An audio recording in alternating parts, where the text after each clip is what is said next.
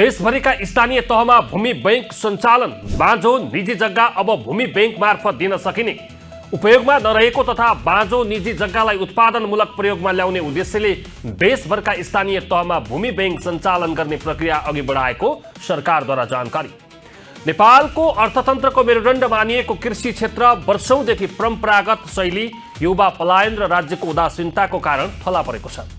यस्तो अवस्थामा संघीय सरकारले देशभरका 753वटै स्थानीय तहमा भूमि बैंक सञ्चालन गर्ने जुन निर्णय गरेको छ, यसले कृषि क्रान्तिको एउटा नयाँ खाका कोरेको देखिएको छ।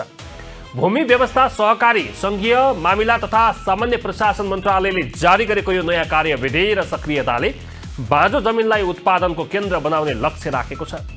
भूमि उपयोग ऐन 2076 र नियमावली 2079 को जगमा उभिएर ल्याइएको यो अवधारणा कागजी घोडा मात्र बन्छ कि साँच्चीकै परिवर्तनको सम्भाग हुन्छ भन्ने विषय अहिलेको मुख्य बहसको केन्द्र हो। विशेष गरी पछिल्लो समयमा काम गर्ने इच्छा शक्ति भएका नेतृत्वको चर्चा भइरहेकै बेला यो एक्सनलाई सकारात्मक मान्न सकिन्छ। नेपालमा अहिले हजारौं हेक्टर जमिन बाँझो छ। शहरतिर घडेरीकरणको चपेटामा जमिन परेको छ भने गाउँतिर जनशक्ति अभाव र अव्यवस्थित बसाइसराईले खेतीयोग्य जमिन झाडीमा परिणत भएको छ। अर्कोतिर काम गर्ने इच्छा र सिप भएका हजारौं सुकुम्बासी वा भूमिहीन किसानहरू जमिन नपाएर छटपटाइरहेका छन्। भूमि बैंक यही रिक्तता भर्ने एउटा पुल बन्न सक्छ। जग्गा धनीले आफ्नो बाँझो जमिन सरकार भूमि बैंकलाई बुझाउने र सरकारले त्यो जमिन वास्तविक किसान वा कृषि उद्यमीलाई निश्चित भाडामा उपलब्ध गराउने यो प्रणालीले जमिन जोत्नेको भन्ने पुरानो नारालाई आधुनिक र व्यावहारिक स्वरूप पनि दिएको छ।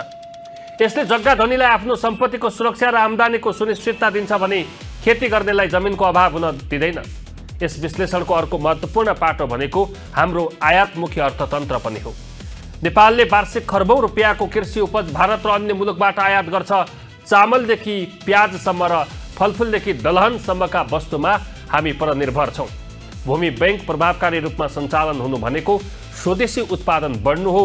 जब हरेक स्थानीय तहमा बाँझो जग्गामा खेती हुन थाल्छ तब आयात प्रतिस्थापनको बाटो खुल्छ। यसले राष्ट्रिय व्यापार घाटा कम गर्न मात्र सहयोग गर्दैन, बरु गाउँमै रोजगारी सिर्जना गरेर वैदेशिक रोजगारीमा जान बाध्य युवा शक्तिलाई स्वदेशमै रोक्ने केहीसम्म आधार खडा गर्न सक्छ। प्रधानमन्त्री बालेन्द्र शाहको तहबाट यस्ता कार्यक्रममा एक्सन देखिनुले कर्मचारी तन्त्रमा पनि एउटा दबाव र सक्रियता पैदा गर्ने अपेक्षा गरिएको छ। तर प्रश्न कार्यान्वयनको जटिलतामा छ।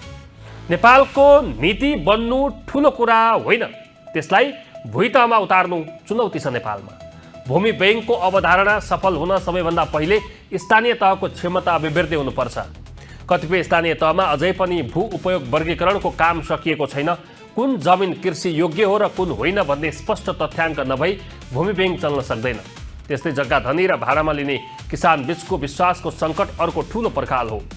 कतै आफ्नो जग्गा सरकारले लिइदिएपछि फिर्ता नआउने त होइन भन्ने डर जग्गा धनीमा हुन सक्छ भने कतै लगानी गरिसकेपछि बीचमै सम्झौता भङ्ग हुने हो कि भन्ने त्रास किसानमा हुन सक्छ।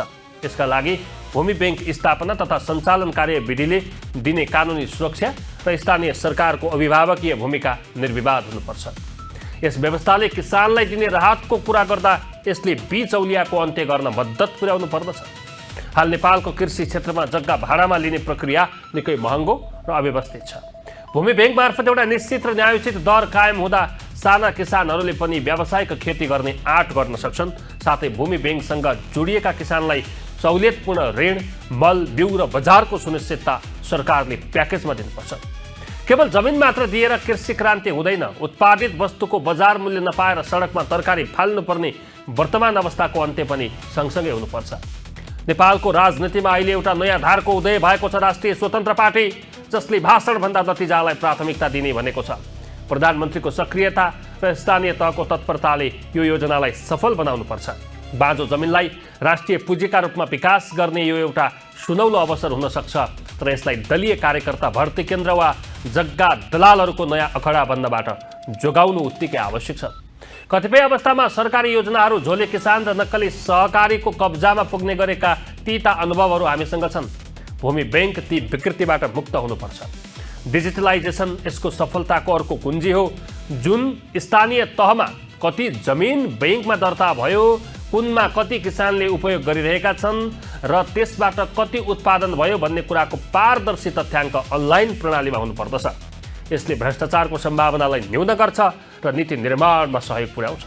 भूमि व्यवस्था मन्त्रालयले सबै स्थानीय तहलाई परिपत्र गरिसकेको अवस्थामा अबको बल स्थानीय सरकारको कोर्टमा छ।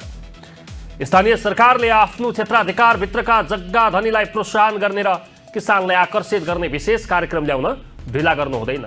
भूमि बैंक सञ्चालन गर्ने निर्णय केवल एउटा प्रशासनिक प्रक्रिया मात्र होइन, यो नेपालको आत्मनिर्भरताको दिशामा एउटा साहसिक कदम पनि हो। जमिन बाँझो राखेर विदेशी खाद्यान्नको भर पर्नु राष्ट्रिय लज्जाको विषय हो। यो नयाँ कार्यविधिले जग्गाको स्वामित्व र उपयोग बीचको खाडललाई पुर्याएर उत्पादनशील समाजको निर्माण गर्ने लक्ष्य राखेको छ।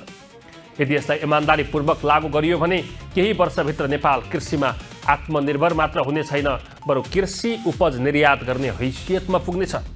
नेतृत्वको खरो एक्सन र जनताको सहभागिता नै यसको सफलताको अन्तिम कसी हो।